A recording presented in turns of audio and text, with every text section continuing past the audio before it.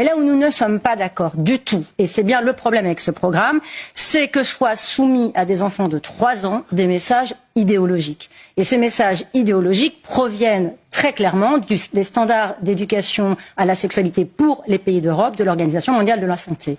Je vous en donne 5 exemples qui ne sont pas exhaustifs, mais qu'il est important d'avoir en tête. Premièrement, déconstruction de la famille hétérosexuelle comme norme ou modèle. Deuxièmement, remise en cause des identifications spontanées de l'enfant, c'est-à-dire du petit garçon à son père, de la petite fille à sa mère. Le sexe masculin, donc les garçons présentés comme des instruments de domination, l'enfant supposé sexuel dès sa naissance qu'il faut donc éduquer très tôt à une sexualité épanouie, et puis le droit de chaque enfant à déterminer s'il est fille ou s'il se sent fille ou garçon.